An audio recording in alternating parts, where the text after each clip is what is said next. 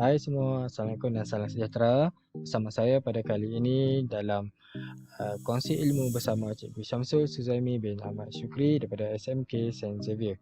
Baik, pada kali ini saya akan berkongsi sedikit ilmu dalam mata pelajaran asas sains komputer bab keempat iaitu kod arahan, dan saya akan fokuskan kepada subtopik 4.2.3 iaitu menulis penyertaan function dan prosedur.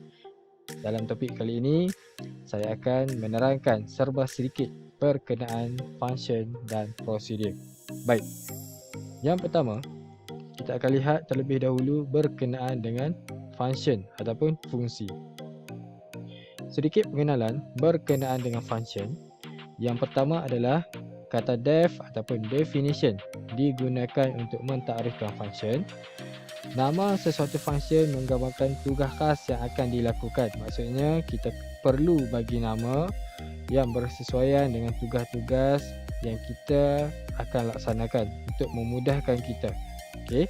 Yang ketiga, parameter ialah pemboleh ubah untuk menerima argumen ataupun nilai yang dihantar kepada function semasa dipanggil. Okey, parameter ini dimasukkan dalam tanda kurungan. Baik. Yang seterusnya, pengtakrifan nama function dan parameter mesti diakhiri dengan tanda titik bertindih. Baik.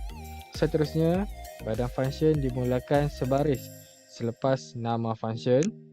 Badan function terdiri daripada set arahan ataupun instruction bagi tugasnya. Maksudnya, sebarang arahan ataupun tugas yang kita nak lakukan ataupun laksanakan, kita akan tulis di dalam badan function.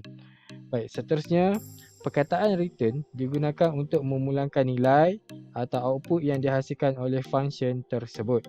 Dan yang terakhir, pernyataan return dalam function memulangkan satu nilai sama ada nilai tunggal atau sekumpulan nilai yang diasingkan dengan tanda koma.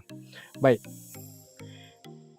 Di sini merupakan struktur dan sinteks function bagi Python. Kita akan fokuskan kepada sinteks Python.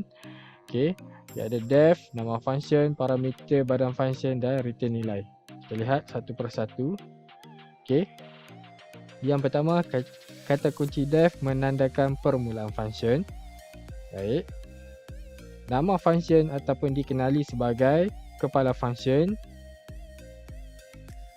Parameter adalah pemboleh ubah untuk menerima nilai ataupun argumen yang dihantar semasa function dipanggil.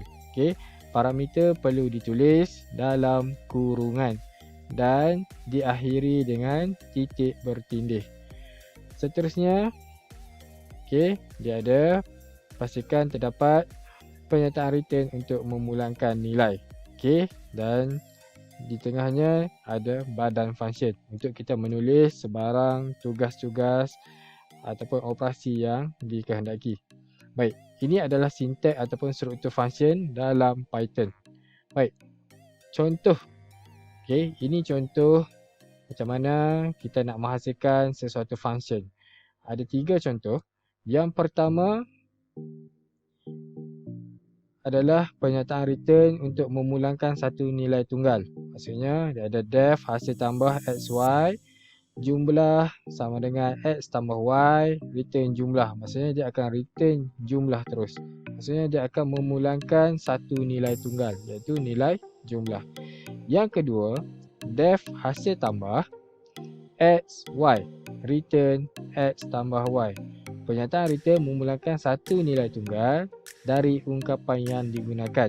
Okey, maksudnya yang kedua ni dia tidak melaksanakan operasi tapi dia memulangkan nilai itu berdasarkan ungkapan tu. Okey, berdasarkan operasi tambah yang dihasilkan. Baik, yang ketiga, def susunan naik xy. Di sini pernyataan return memulangkan lebih daripada satu nilai. Pernyataan return ini memulangkan dua nilai dalam susunan menaik. Okey, baik. Sini ada 3 contoh function yang boleh dilakukan. Baik. Seterusnya adalah prosedur. Kita lihat pula berkaitan dengan prosedur, apa perbezaan prosedur dengan function ataupun fungsi. Baik. sedikit pengenalan berkenaan dengan prosedur. Yang pertama, kata def digunakan untuk mentakrifkan prosedur, masih sama dengan function. Nama sesuatu prosedur menggambarkan tugas khas yang akan dilakukan. Yang seterusnya, jika mempunyai parameter, parameter perlu dinyatakan dalam tanda kurungan. Okey. Badan prosedur terdiri daripada set arahan ataupun instruction bagi tugasnya. Seterusnya, badan prosedur dimulakan sebaris selepas nama prosedur. Dan yang terakhir, pentakrifan nama prosedur dengan atau tanpa parameter mesti diakhiri dengan tanda titik bertindih. Maksudnya di sini, perbezaan prosedur dengan function adalah prosedur tidak memulangkan nilai. Dia tidak mempunyai perkataan return untuk memulangkan nilai. Itu sahaja. Yang lain masih sama macam function. Baik. Kita lihat pula struktur dan sintaks prosedur dalam Python. Baik. Yang pertama, def, nama prosedur dan parameter ditulis dalam kurungan dan titik bertindih. Seterusnya ada badan prosedur. Perbezaan dengan function adalah prosedur tidak mempunyai return untuk memulangkan nilai. Baik, kita lihat. Yang pertama, kata kunci def menandakan permulaan kepada prosedur. Kepala prosedur dan parameter lah ditulis dalam kurungan. Ingat, prosedur tidak mempunyai return.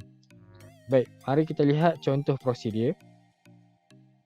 Di sini terdapat satu contoh atau cara untuk mencetak lirik lagu tanpa menggunakan prosedur. Kita ambil situasi di dalam sebuah kelas. Sekiranya sebuah kelas tersebut mempunyai beberapa orang, contoh 15 orang ataupun 10 orang pelajar. Sekiranya seorang guru tersebut ingin menulis lirik lagu Selamat Hari Jadi kepada semua pelajar-pelajarnya, guru tersebut terpaksa mencetak atau cara ataupun menulis atau cara yang sama berulang-ulang kali. Baik. Dan jika atau cara ini dilakukan ataupun ditulis, output yang terhasil adalah seperti berikut.